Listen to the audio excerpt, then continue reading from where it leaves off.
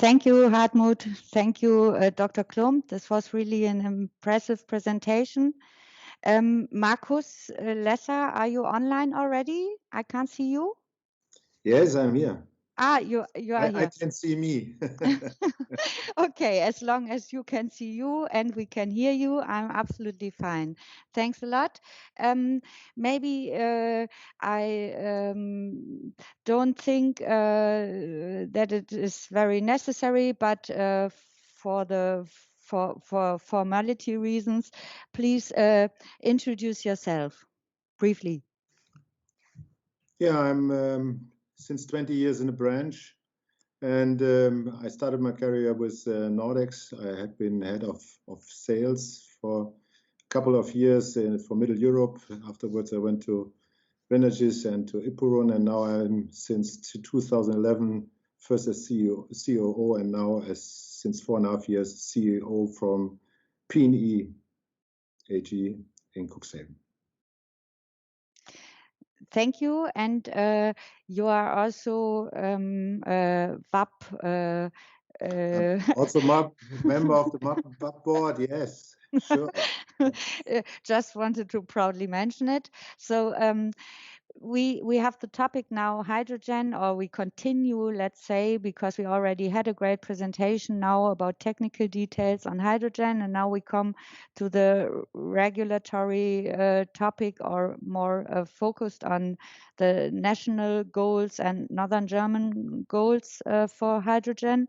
The federal government sees a hydrogen demand of approximately 90 to 100 terawatt hours in the national hydrogen strategy by 2030.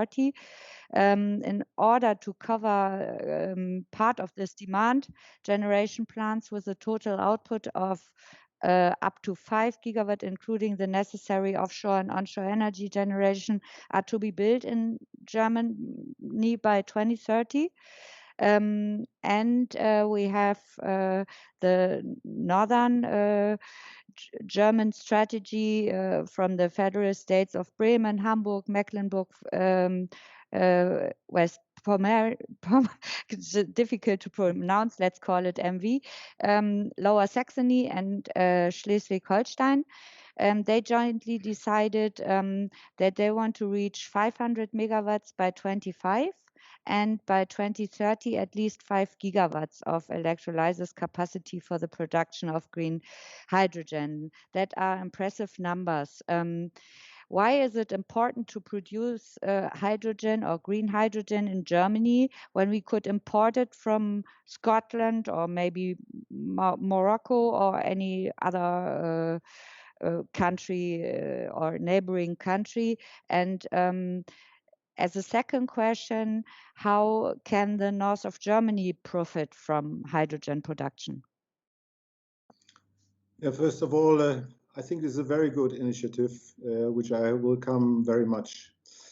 So this the northern federal states, with their excellent wind resources, they will lead the way in areas of onshore wind and offshore wind. And they will become the center of renewable energy production and hydrogen production. Additionally, here are some of the off-takers, like the car industry, steel industry, or in the areas of mobility and thermal market.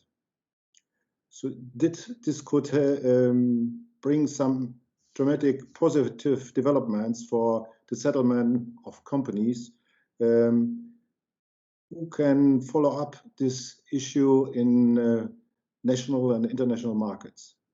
Mm-hmm. Especially German companies with their know-how in engineering. I think this is extremely well positioned in Germany to go ahead with this issue.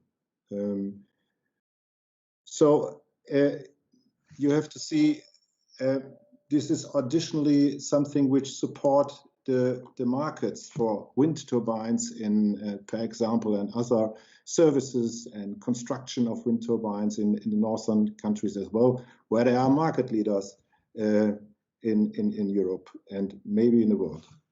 Mm-hmm. But we have to pay attention that we make no fire in the pan, so-called, kein Strohfeuer. It is to consider that the targets of EU, Germany, and the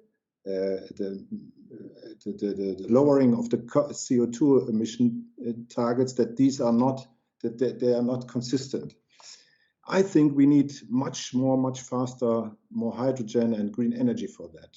So the effects of the measurements are limited if the need for the hydrogen, if the market with the prices which they have already, if this is not there. So to get the targets in EU and Germany reached, so you have to consider the thermal market as well. And that's why I say let's go ahead with this issue additionally to the mobility market. And I say let's go ahead for a quota system in the gas market. Here we had a functional market with good financing conditions, also what we could also use on hydrogen projects. The further expansion of further renewable energy could be managed with this as well. And saying this, we come immediately to the next point, which is the point related to the countries. Every week I hear in your new countries, and you say, okay, let's go to Morocco, let's go to Saudi Arabia. But we have to keep in mind that it's always important you give the key for your markets, for your industry to other countries. So you have to secure transports, you have to do the whole supply chain. And that's why I would wish that we could create a priority list. And this priority should begin with Germany, of course, and with the EU, especially countries who has a good gas connection, gas pipeline connection, and good conditions to to increase their renewable energy. For example, Eastern Europe is such a case. Let's do it and make it and create an integration project with this kind of hydrogen industry. So, and then we have additional countries, which is on the next priority, which have extremely good conditions for production of renewable energies, and in which the political environment is very good. Okay. Yes, I think this was clear. If there are questions, always just mention them in the chat, then we can interrupt and ask your questions to Mr. Lesser. From my side, next question is, we just saw the presentation before. There was mentioned 2,000 full load hours as required capacity. Within offshore wind, we have a little bit more. So is offshore wind and hydrogen a perfect match, or just one of the many options? From your perspective? From my perspective, it's you saw it in the last presentation. I think important is to have the full load hours under control, and it means the more full load hours you have, the better it is, and the lower are the prices. So the prices for energy is always important to one of the main factors for the prices for the hydrogen production. So, and that means you need long production times for the electrolyzer, and need long production times for the renewable energies. So, and that's why offshore is on the first choice in any case, because you have this long full load hour times. I think a second point could be that we have to keep in mind that especially vessel motors in future will be changed and switched into hydrogen as well. I think this will be a market for the future, and then we have this kind of situation that we have an offshore production and an offshore need for hydrogen, and that keeps perfectly, fits perfectly together. Mm-hmm. Thank you. Anyway, we need the other energy resources as well, but to specify this topic, this clarified a lot. Thank you. And there is in media often written or stated that hydrogen is mentioned as champagne of the energy transition. Why do you think it is the case, and how can we make it more affordable? Yeah, champagne of energy transition. This is an impression, a term which guide in the wrong direction. Champagne is a luxus which is not necessarily needed for life. I see CO2 emission reduction as a vital target. And so the implementation of a hydrogen industry is absolutely the most suitable way to realize it. And if you keep in mind what is the results of it and the additional costs if you furthermore emit CO2, then it's the opposite. Then the CO2 emission, the champagne. Yeah. So and therefore, I think this is not the right wording, and I hear it in a lot of cases, and I think it's absolutely wrong. So to the question, you have to see that you need long production times, as I mentioned before. You need this low electricity generation cost, and the size of the electrolyzer are important for the cost of the production of hydrogen.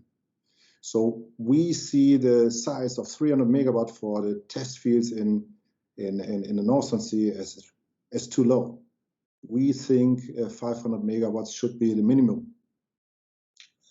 Only one word, concrete to the Northern Sea offshore activities.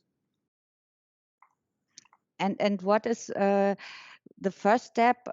You mean that the industrial scale up is then the first step in making the hydrogen production more affordable, or is there any other way in your eyes, like with political?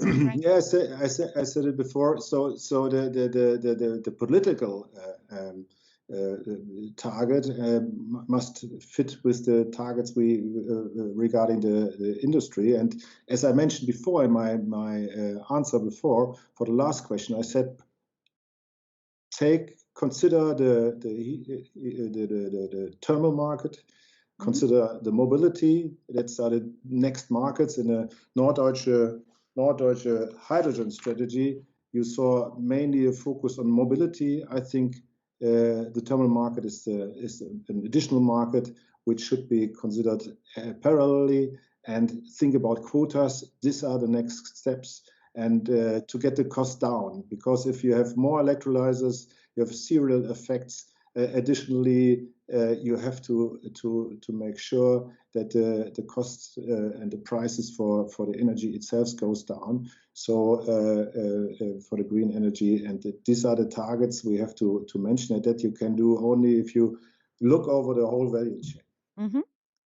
And this is now often mentioned topic as well, the cross-border combined wind power hydrogen projects. That means minimum two countries.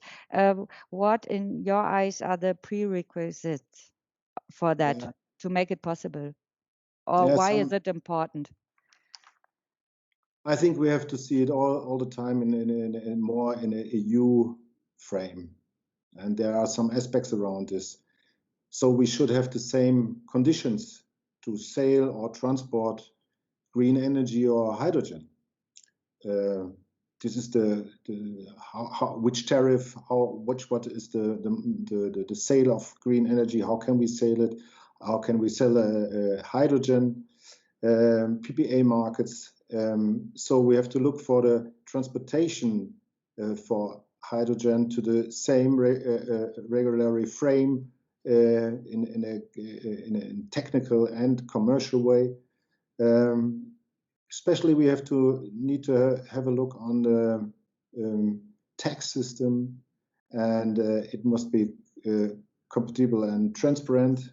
So you see taxes around energy. In Germany, we have this kind of Letztverbraucherregelung. I don't know the English expression. Tender systems. We have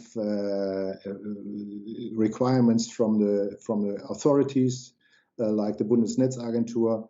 So this has to be. Everything is national organized, and that must be it must be transparent and focused to have the same conditions over all of Europe. So additionally, it is important that the need for and the market design for the hydrogen is clear and the same. So across borders, we need the same market design, and we have to take that in account. Per example, with quotas as well. Mm-hmm. We ask you for the interview because PNE is very involved in the green hydrogen topic right from the beginning, as a player, as an actor, trying to support the green hydrogen development. How will you describe, or how does your company contribute to the development of green hydrogen economy? Yeah. First of all technical solutions are there. I think there's enough space to improve them, but it is everything there. We want to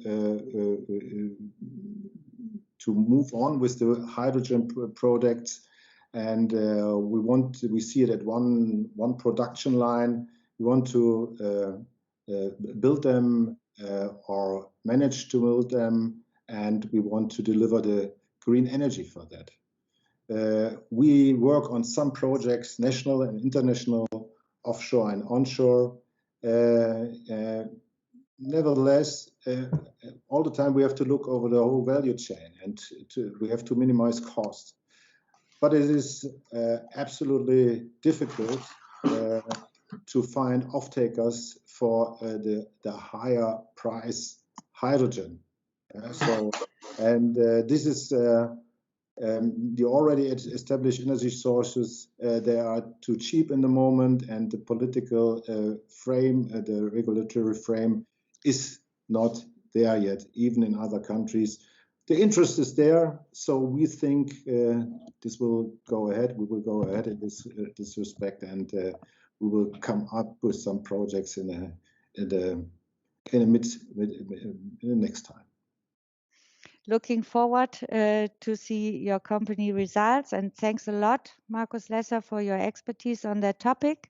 And I will hand over now back to our moderator with the next presentation. Thank you for your time, Markus. But wait, is there any question right now? I forgot. I listened and I forgot to ask for questions. Do we have questions in the chat? No questions in the chat at the moment, no. I hope we are allowed to ask you if we still receive further questions, Markus. So we will then try to connect and ask you once we see anything which was open in your presentation. But I think everything was clear. And thank you for your time. Have a great day. Take care. Thank you. And take care as well. Thank you. Bye.